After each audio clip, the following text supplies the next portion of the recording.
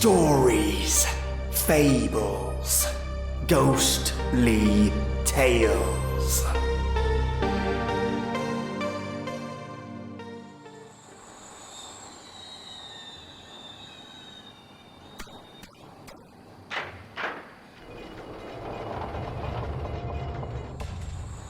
Welcome, traveler.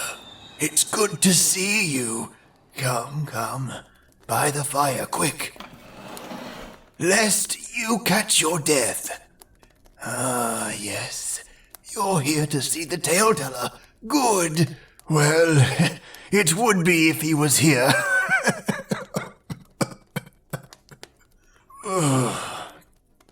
He's not in today, unfortunately. No, don't leave. Goodness, people are so quick to make up their minds nowadays. Heavens. He's left me a tale category with a recording just for you. Let's see. Demons. Gods. Demonic gods. Ah, yes. The House of Algernon. A classic. He must like you. That cold air did a number on my lungs, I think. Anyway, have you heard of it? They say it's haunted. They say you need the courage of a bull and the agility of a snake to navigate its winding corridors. And they say you better bring some liquid courage, for the visions you see in that house will, let's just listen, shall we? People say a lot of things, after all. Here, let me turn off some candles and clear the tape deck for clarity. Now, be ready for something different. The Empty House by Algernon Blackwood. Certain houses, like certain persons, manage somehow to proclaim at once their character for evil. In the case of the latter, no particular feature need betray them. They may boast an open countenance and an ingenious smile, and yet a little of their company leaves the unalterable conviction that there is something radically amiss with their being, that they are evil. Willy-nilly, they seem to communicate an atmosphere of secret and wicked thoughts which make those in their immediate neighborhood shrink from them as from a thing diseased. And perhaps with houses the same principle is operative, and it is the aroma of evil deeds committed under a particular roof, long after the actual doers have passed away, that makes the gooseflesh come and the hair rise.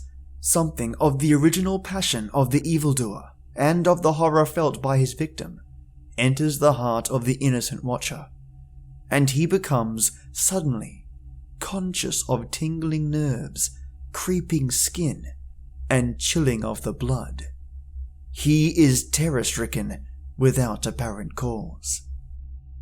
There was manifestly nothing in the external appearance of this particular house to bear out the tales of the horror that was said to reign within. It was neither lonely nor unkept. It stood crowded into a corner of the square, and looked exactly like the houses on either side of it.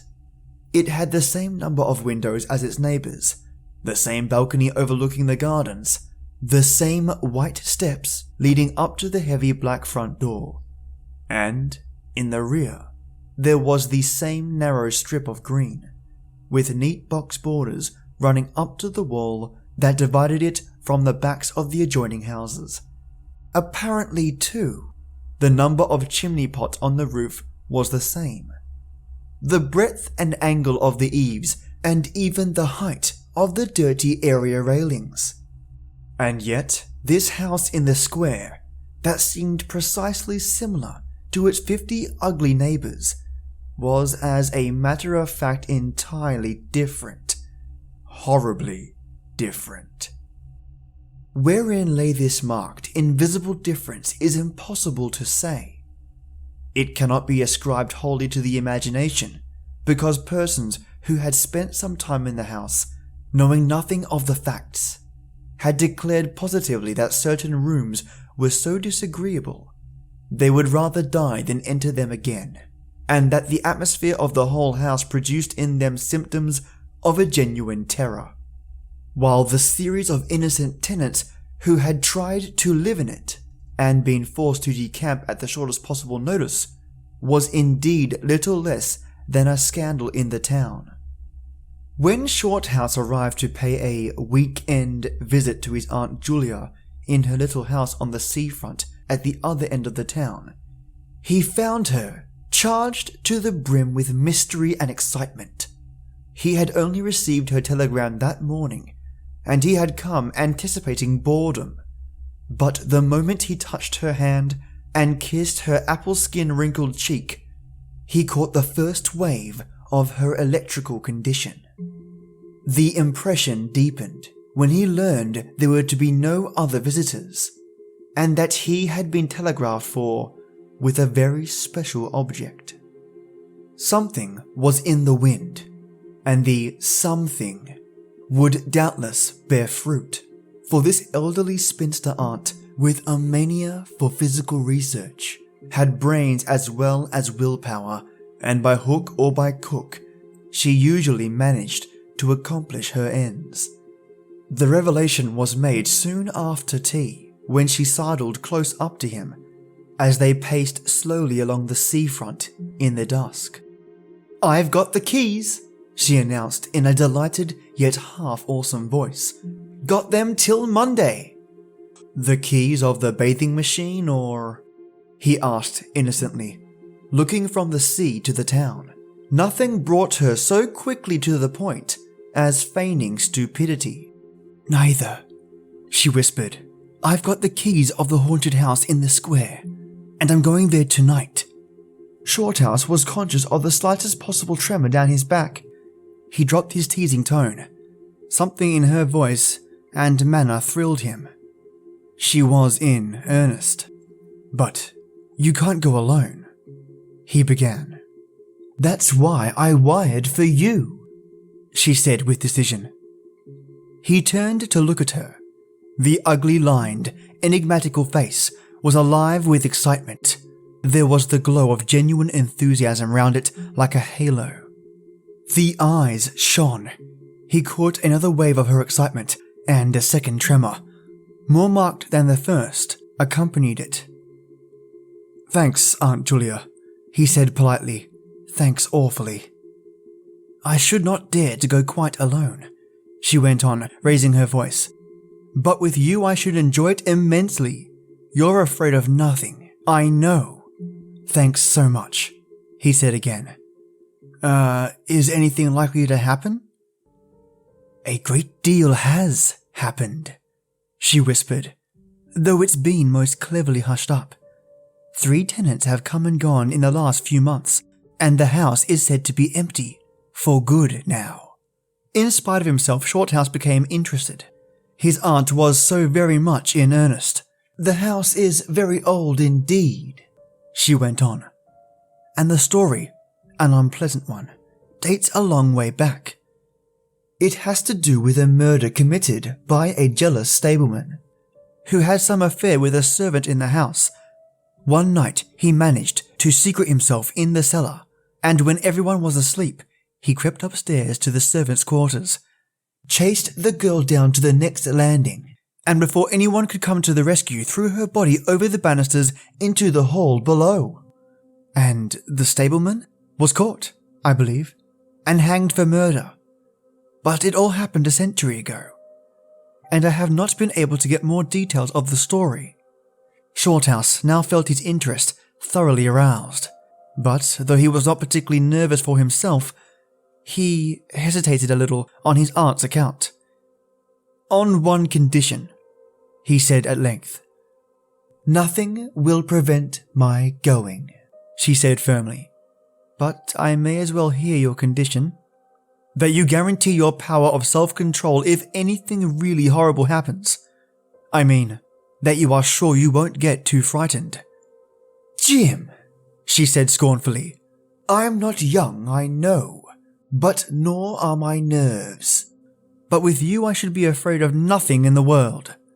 This, of course, settled it, for Shorthouse had no pretensions to being other than a very ordinary young man, and an appeal to his vanity was irresistible.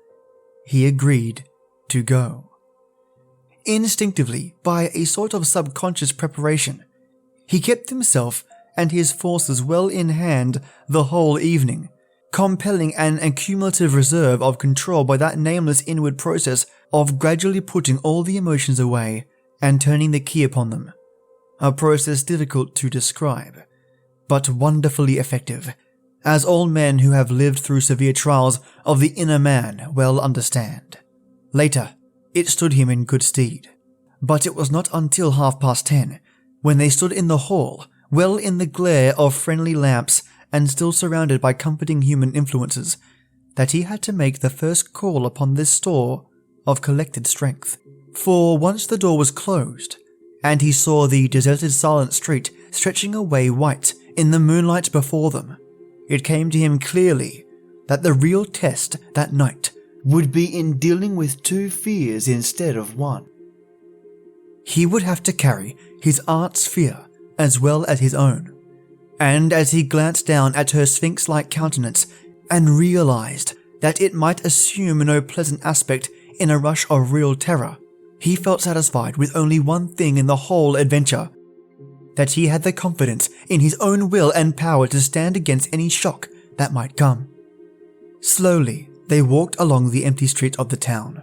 A bright autumn moon silvered the roofs, casting deep shadows. There was no breath of wind, and the trees in the formal gardens by the seafront watched them silently as they passed along. To his aunt's occasional remarks, Shorthouse made no reply, realizing that she was simply surrounding herself with mental buffers, saying ordinary things to prevent herself thinking of extraordinary things. Few windows showed lights, and from scarcely a single chimney came smoke or sparks. Shorthouse had already begun to notice everything, even the smallest details.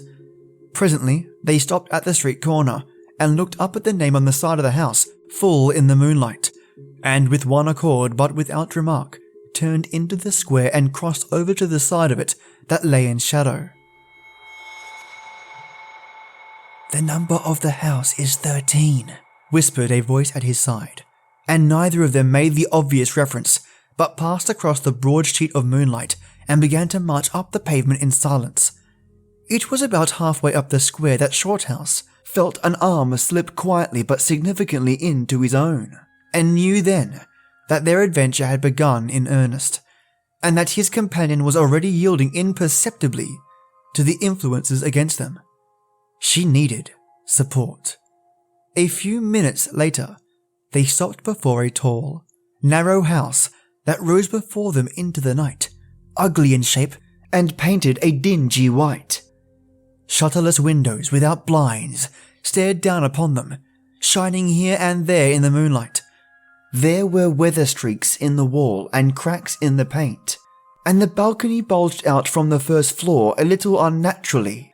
But beyond this generally forlorn appearance of an unoccupied house, there was nothing at first sight to single out this particular mansion for the evil character that it most certainly has acquired. They went boldly up the steps and stood against the huge black door that fronted them forbiddingly. But the first wave of nervousness was now upon them, and Shorthouse fumbled a long time with the key before he could fit it into the lock at all. For a moment, if truth were told, they both hoped it would not open. For they were a prey to various unpleasant emotions as they stood there on the threshold of their ghostly adventure. Shorthouse, shuffling with the keys and hampered by the steady weight on his arm, certainly felt the solemnity of the moment. It was as if the whole world, for all experience, seemed at that instant concentrated in his own consciousness, were listening to the grating noise of that key. A stray puff of wind wandering down the empty street woke a momentary rustling in the trees behind them, but otherwise this rattling of the keys was the only sound audible, and at last it turned in the lock and the heavy door swung open and revealed a yawning gulf of darkness beyond.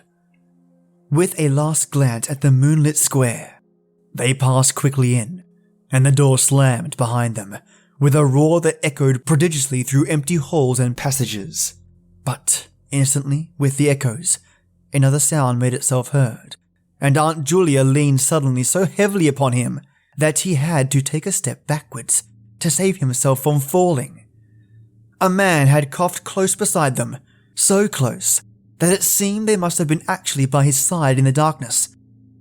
With the possibility of practical jokes in mind, Shorthouse at once swung his heavy stick in the direction of the sound, but it met nothing more solid than air. He heard his aunt give a little gasp beside him. "There's someone here," she whispered. "I heard him." "Be quiet," he said sternly. It was nothing but the noise of the front door. "Oh, get a light, quick," she added, as her nephew, fumbling with a box of matches, opened it upside down and let them all fall with a rattle on the stone floor. The sound, however, was not repeated, and there was no evidence of retreating footsteps. In another minute, they had a candle burning, using an empty end of a cigar case as a holder, and when the first flare had died down, he held the impromptu lamp aloft and surveyed the scene. And it was dreary enough in all conscience, for there is nothing more desolate than all the abodes of men, than an unfurnished house dimly lit, silent, and forsaken, and yet tenanted by rumour with the memories of evil and violent histories. They were standing in a wide hallway. On their left was the open door of a spacious dining room, and in front the hall ran, ever narrowing, into a long dark passage that led apparently to the top of the kitchen stairs. The broad, uncarpeted staircase rose in a sweep before them, everywhere draped in shadows, except for a single spot about halfway up where the moonlight came in through the windows and fell on a bright patch on the boards. This shaft of light shed a faint radiance above and below it, lending to the object within its reach a misty outline that was infinitely more suggestive and ghostly than complete darkness.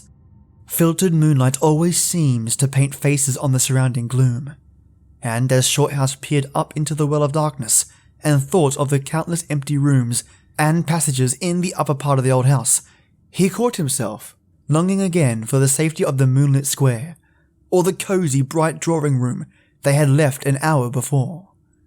Then, realizing these thoughts are dangerous, he thrust them away again, and summoned all his energy on concentration for the present.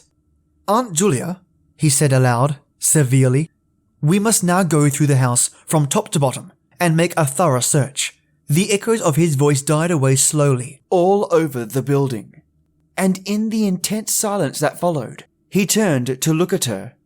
In the candlelight he saw that her face was already ghastly pale, but she dropped his arm for a moment and said in a whisper, stepping close in front of him, "I agree. We must be sure there's no one hiding. That's the first thing." She spoke with evident effort, and he looked at her with admiration. "You feel quite sure of yourself? It's not too late." "I think so," she whispered, her eyes shifting nervously towards the shadows behind. "Quite sure. Only one thing." "What's that?" "You must never leave me alone for an instant." "As long as you understand that any sound or appearance must be investigated at once, for to hesitate is to admit fear. That is fatal." "Agreed," she said, a little shakily after a moment's hesitation. "I'll try." Arm in arm, Shorthouse holding the dripping candle and the stick, while his aunt carried the cloak over her shoulders, figures of utter comedy to all but themselves, they began a systematic search. Stealthily, walking on tiptoe, and shading the candle lest it betray their presence, through the shutterless windows, they went first into the big dining room. There was not a stick of furniture to be seen. Bare walls, ugly mantelpieces, and empty grates stared at them. Everything, they felt, resented their intrusion, watching them, as it were, with veiled eyes. Whispers followed them. Shadows flitted noiselessly. Something seemed ever at their back, watching, waiting an opportunity to do them injury. There was the inevitable sense that operations which went on when the room was empty had been temporarily suspended till they were well out of the way again. The whole dark interior of the old building seemed to become a malignant presence that rose up, warning them to desist and mind their own business. Every moment, the strain on their nerves increased. Out of the gloomy dining room they passed through large folding doors into a sort of library or smoking room, wrapped equally in silence, darkness, and dust. And from this they regained the hall near the top of the back stairs. Here, a pitch-black tunnel opened before them into the lower regions, and, it must be confessed, they hesitated. But only for a minute. With the worst of the night still to come, it was essential to turn from nothing. Aunt Julia stumbled at the top step of the dark descent, ill-lit by the flickering candle, and even Shorthouse felt at least half the decision go out of his legs. He said peremptorily, and his voice ran on and got lost in the dark empty spaces below. "I'm coming," she faltered, catching his arm with unnecessary violence. They went a little unsteadily down the stone steps, a cold, damp air meeting them in the face, close and malodorous. The kitchen into which the stairs led along a narrow passage was large, with a lofty ceiling. Several doors opened out of it, some into cupboards with empty jars still standing on the shelves, and others into horrible little ghostly back offices, each colder and less inviting than the last. Black beetles scurried over the floor, and once, when they knocked against a deal table standing in a corner, something about the size of a cat jumped down with a rush and fled, scampering across the stone floor into the darkness. Everywhere there was a sense of recent occupation, an impression of sadness and gloom. Leaving the main kitchen, they next went towards the scullery. The door was standing ajar, and as they pushed it open to its full extent, Aunt Julia uttered a piercing scream, which she instantly tried to stifle by placing her hand over her mouth. For a second, Shorthouse stood stock still, catching his breath. He felt as if his spine had suddenly become hollow, and someone had filled it with particles of ice. Facing them, directly in their way between the doorposts, stood the figure of a woman. She had disheveled hair and wildly staring eyes, and her face was as white as death. She stood there, motionless, for the space of a single second. Then the candle flickered, and she was gone. Gone utterly, and the door framed nothing but empty darkness. "It's only the beastly jumping candlelight," he said quickly, in a voice that sounded like someone else's and was only half under control. "Come on, Aunt, there's nothing there." He dragged her forward. With a clattering of feet and a great appearance of boldness they went on, but over his body the skin moved as if crawling ants covered it, and he knew, by the weight on his arm, that he was supplying the force of locomotion for two. The scullery was cold, bare and empty, more like a large prison cell than anything else. They went round it, tried the door into the yard and the windows, but found them all fastened securely. His aunt moved beside him like a person in a dream. Her eyes were tightly shut, and she seemed merely to follow the pressure of his arm. Her courage filled him with amazement. At the same time he noticed that a certain odd change had come over her face, a change which somehow evaded his power of analysis. "There's nothing here, Auntie," he repeated aloud quickly. "Let's go upstairs and see the rest of the house. Then we'll choose a room to wait up in." She followed him obediently, keeping close to his side, and they locked the kitchen door behind them. It was a relief to get up again. In the hall there was more light than before, for the moon had travelled a little further down the stairs. Cautiously they began to go up into the dark vault of the upper house, the boards creaking under their weight. On the first floor they found the large double drawing rooms, a search of which revealed nothing. Here also was no sign of furniture or recent occupancy, nothing but dust and neglect and shadows. They opened the big folding doors between front and back drawing rooms, and then came out again to the landing and went on upstairs. They had not gone up more than a dozen steps when they both simultaneously stopped to listen, looking into each other's eyes with a new apprehension across the flickering candle flame. From the rooms they had hardly left 10 seconds before came the sound of doors quietly closing. It was beyond all question. They heard the booming noise that accompanies the shutting of heavy doors, followed by the sharp catching of the latch.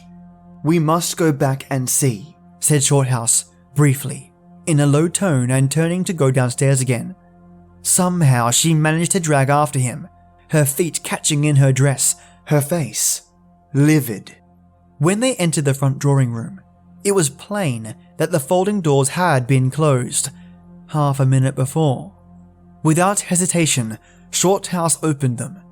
He almost expected to see someone facing him in the back room, but only darkness and cold air met him. They went through both rooms, finding nothing unusual. They tried in every way to make the doors close on themselves, but there was not wind enough even to set the candle flame flickering. The doors would not move without strong pressure. All was silent as the grave. Undeniably, the rooms were utterly empty and the house utterly still. "It's beginning," whispered a voice at his elbow, which he hardly recognized as his aunt's. He nodded acquiescence, taking out his watch to note the time. It was 15 minutes before midnight. He made the entry of exactly what had occurred in his notebook, setting the candle in its case upon the floor in order to do so. It took a moment or two to balance it safely against the wall. Aunt Julia always declared that at this moment she was not actually watching him, but had turned her head towards the inner room, where she fancied she heard something moving. But at any rate, both positively agreed that there came a sound of rushing feet, heavy and very swift, and the next instant, the candle was out. But to Shorthouse himself had come more than this, and he has always thanked his fortunate stars that it came to him alone and not to his aunt too. For as he rose from the stooping position of balancing the candle, and before it was actually extinguished, a face thrust itself forward so close to his own that he could almost have touched it with his lips.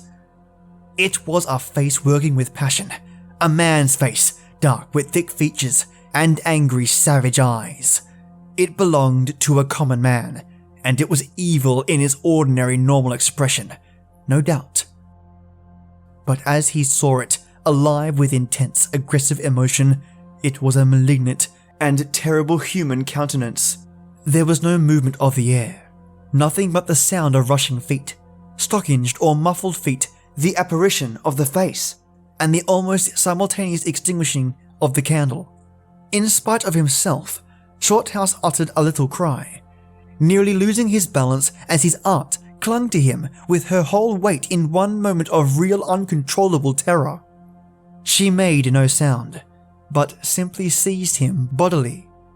Fortunately, however, she had seen nothing, but had only heard the rushing feet, for her control returned almost at once, and he was able to disentangle himself and strike a match.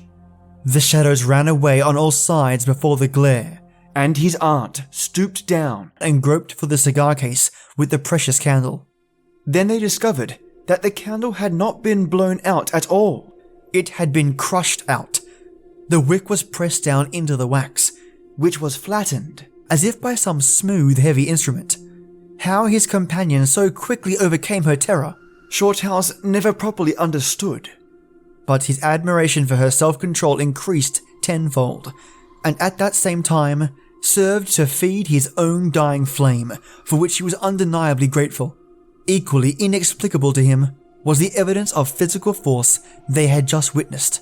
He at once suppressed the memories of stories he had heard of physical mediums and their dangerous phenomena, for if these were true, and either his aunt or himself was unwittingly a physical medium, it meant that they were simply aiding to focus the forces of a haunted house already charged to the brim.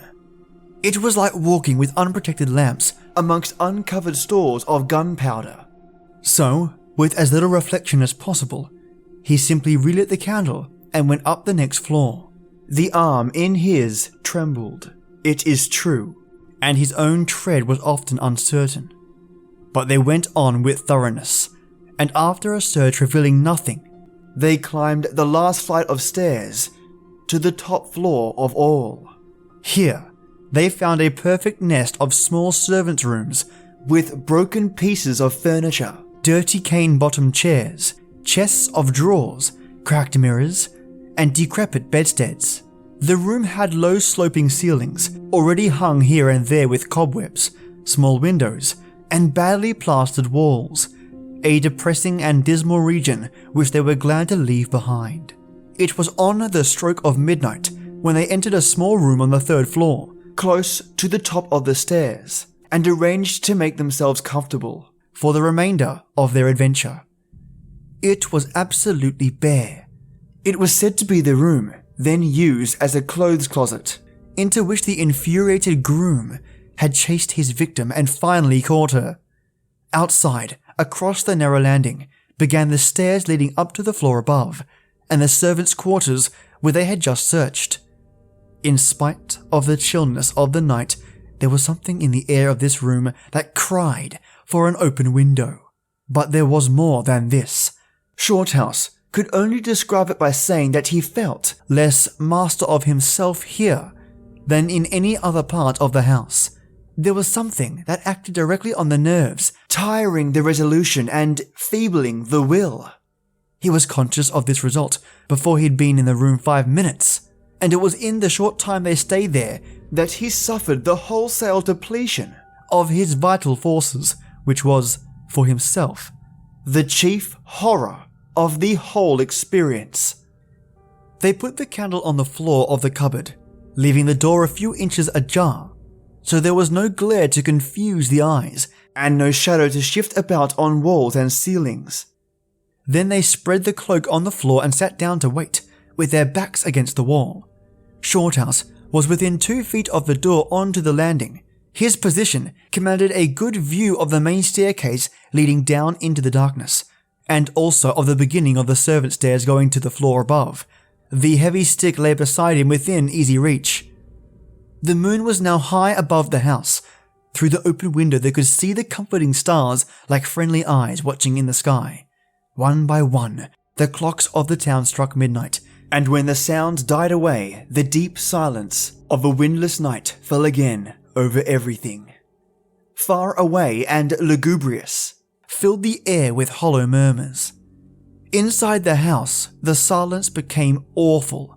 Awful, he thought, because any minute now, it might be broken by sounds of portending terror.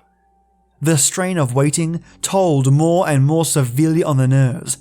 They talked in whispers when they talked at all, for their voices aloud sounded queer and unnatural. A chillness not altogether due to the night air invaded the room and made them cold. The influences against them, whatever these may be, were slowly robbing them of self-confidence and the power of decisive action. Their forces were on the wane, and the possibility of real fear took on a new and terrible meaning. He began to tremble for the elderly woman by his side, whose pluck could hardly save her beyond a certain extent. He heard the blood singing in his veins. It sometimes seemed so loud that he fancied it prevented his hearing properly. Certain other sounds that were beginning very faintly to make themselves audible in the depths of the house. Every time he fastened his attention on these sounds, they instantly ceased. They certainly came no nearer, yet he could not rid himself of the idea that movement was going on somewhere in the lower regions of the house. The drawing room floor, where the doors had been so strangely closed, seemed too near. The sounds were further off than that. He thought of the great kitchen, with the scurrying black beetles, and of the dismal little scullery. Somehow or other, they did not seem to come from there either. Surely they were not outside the house. Then, suddenly, the truth flashed into his mind, and for the space of a minute, he felt as if his blood had stopped flowing and turned to ice. The sounds were not downstairs at all. They were upstairs. upstairs somewhere amongst those horrid gloomy little servant rooms with their bits of broken furniture, low ceilings and cramped windows, upstairs where the victim had first been disturbed and stalked to her death. And the moment he discovered where the sounds were, he began to hear them more clearly. It was the sound of feet moving stealthily along the passage overhead, in and out among the rooms and past the furniture. He turned quickly to steal a glance at the motionless figure seated beside him, to note whether she had shared his discovery. The faint candlelight coming through the crack in the cupboard door threw her strongly marked face into vivid relief against the white of the wall. But it was something else that made him catch his breath and stare again. An extraordinary something that had come into her face and seemed to spread over her features like a mask. It smoothed out the deep lines and drew the skin everywhere a little tighter so that the wrinkles disappeared. It brought into her face, with the sole exception of the old eyes, an appearance of youth and almost of childhood. He stared in speechless amazement. Amazement that was dangerously near to horror. It was his aunt's face indeed, but it was her face of 40 years ago. The vacant, innocent face of a girl.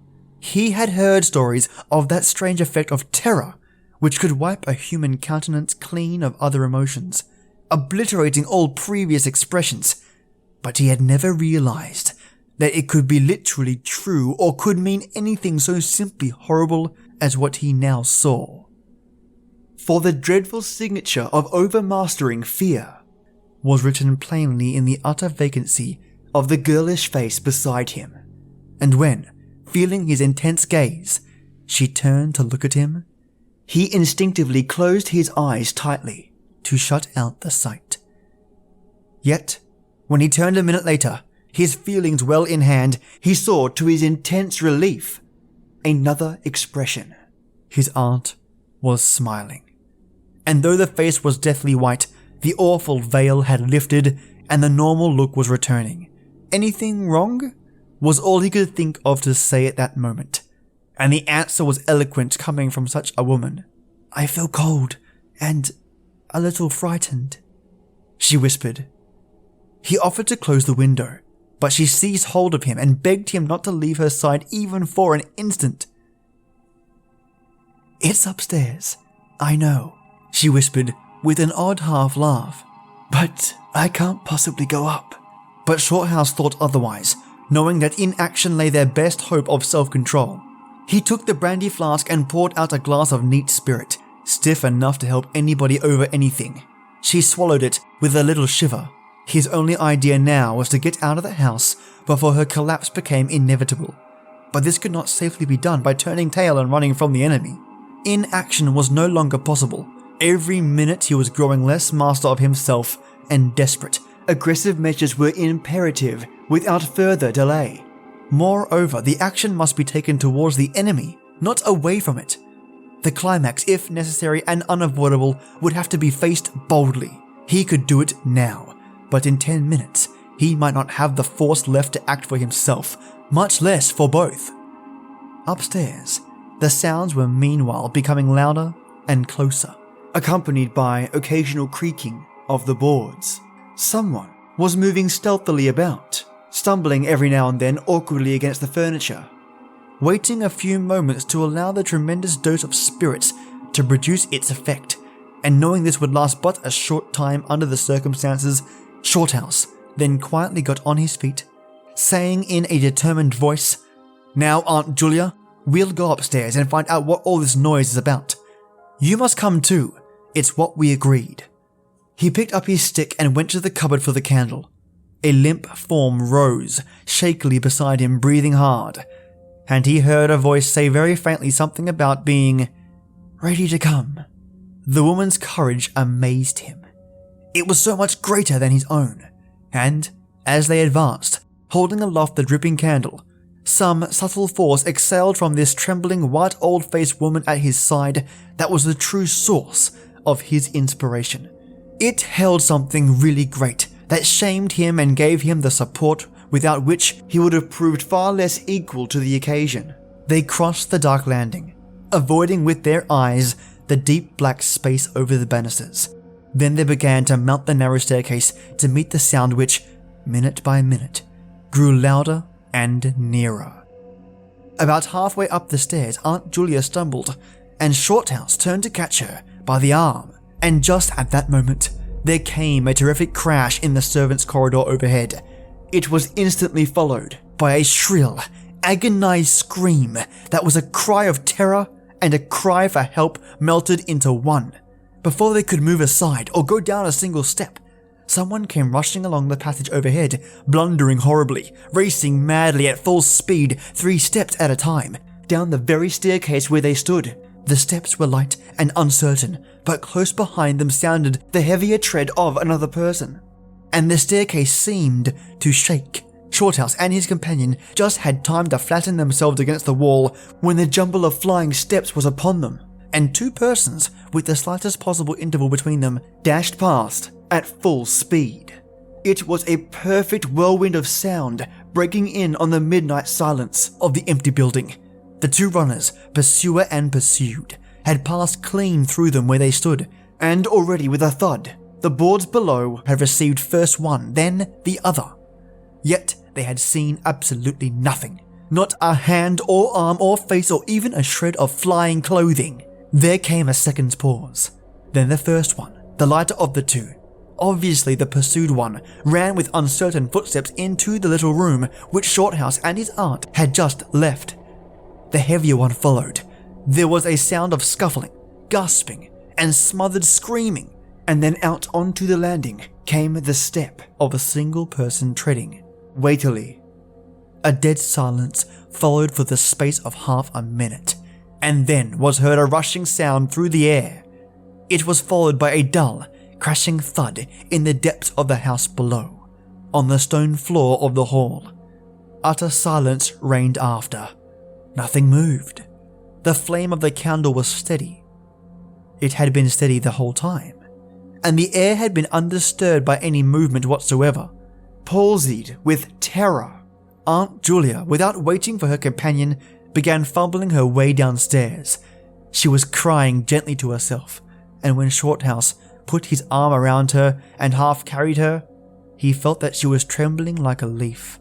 He went into the little room and picked up the cloak from the floor, and arm in arm, walking very slowly without speaking a word or looking once behind them, they marched down the 3 flights into the hall. In the hall they saw nothing, but the whole way down the stairs they were conscious that someone followed them, step by step. When they went faster, it was left behind, and when they went more slowly, it caught them up.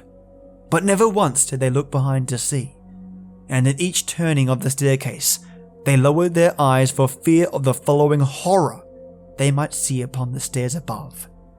With trembling hands, Shorthouse opened the front door, and they walked out into the moonlight and drew a deep breath of the cool night air blowing in from the sea.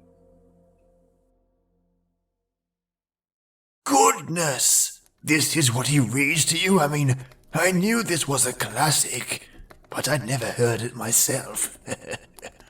My old heart, I think I felt it beat once at some point.